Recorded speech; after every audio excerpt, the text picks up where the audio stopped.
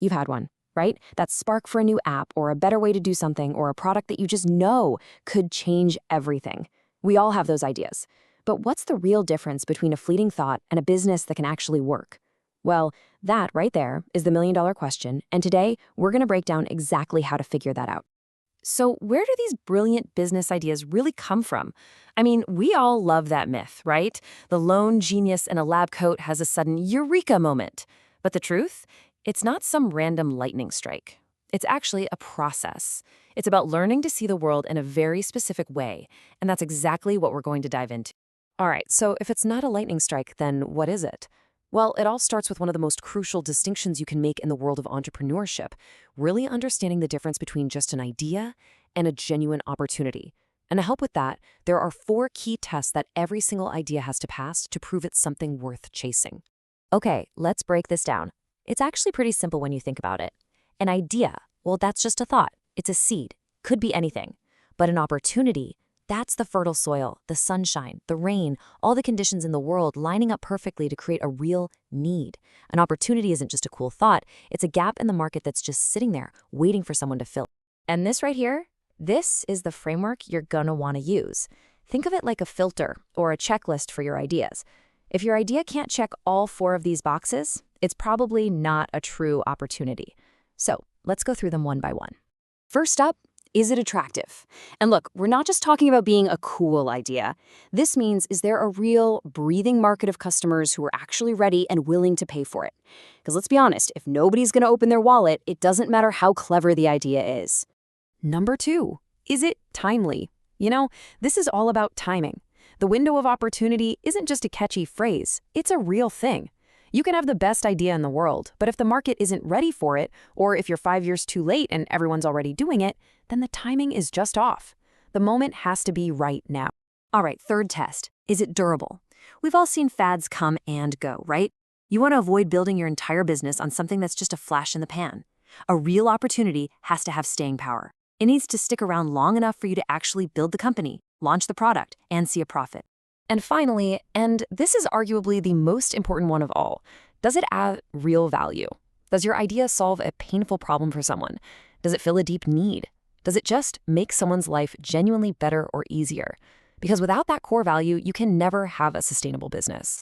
Okay, so now we have a test for our ideas. Great. But where do we even find these golden opportunities to begin with? Well, that brings us to our next section. This is all about becoming a really sharp observer and using the massive shifts happening all around us as a map to find those gaps. This visual really nails it. See, opportunities don't just pop up out of nowhere. They are created by these huge environmental trends, big, powerful shifts that crack open a gap between what people currently have and what has suddenly become possible. An entrepreneur's entire job is to be the first one to spot that gap. And these big shifts usually fall into 4 key areas. Let's start with economic forces. What happens when the economy gets weak? People want to save money, right? Boom.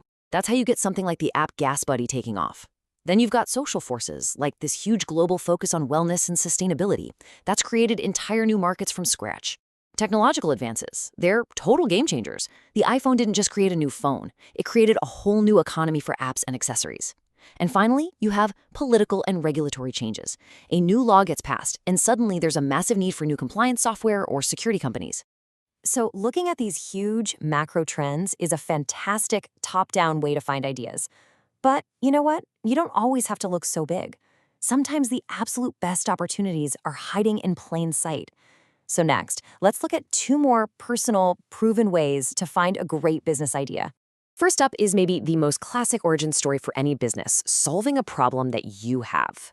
So many of the world's best companies were literally born from a founder's own personal frustration. The second path is all about finding a gap in the marketplace. This is about spotting a specific group of people who are being completely ignored by the big companies. You want to know a perfect example? Daisy Rock Guitars. They built an incredibly successful business by designing guitars specifically for women and girls, a niche the huge mainstream brands had totally overlooked for decades. All right, so we've looked outside at trends, at problems, at gaps in the market. But now we're going to turn the lens inward, because spotting opportunities isn't just about what's happening out there, it's also about your secret weapon, you. It's about the personal traits that let you see what everyone else is missing. It turns out research points to 4 key things that just make some people way better at spotting opportunities. Having prior industry experience gives you this deep, almost unfair advantage. Then there are cognitive factors, which is just a fancy term for entrepreneurial alertness, that natural instinct for connecting the dots. Next, and this is a big one, is the power of your social networks. And finally, plain old creativity.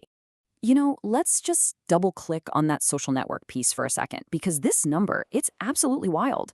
Somewhere between 40 and 50%, almost half of all business founders got their idea from a social contact.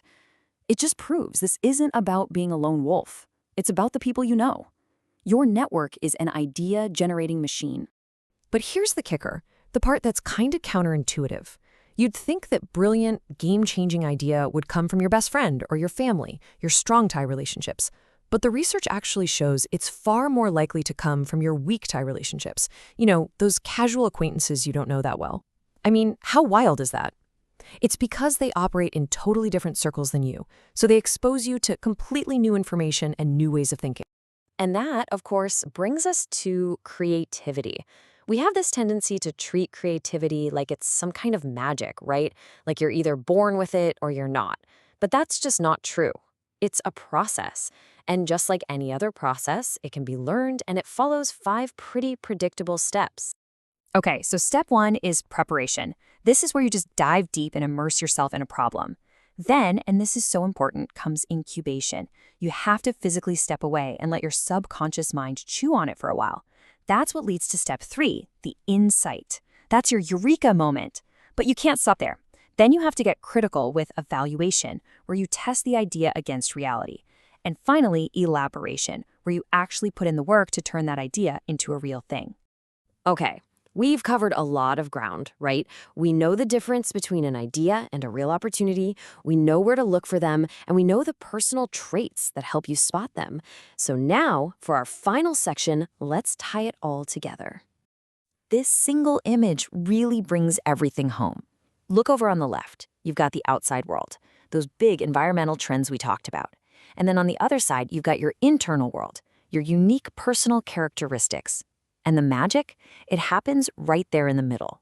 Opportunity recognition is that intersection where your unique experience lets you see the gap that those big trends have created before anyone else does. So here's the biggest takeaway I want you to leave with today. Spotting a great business opportunity isn't about getting lucky. It's a skill, and it's a skill you can learn. You literally now have the framework to test your ideas, a map for where to find them, and an understanding of the personal toolkit you need.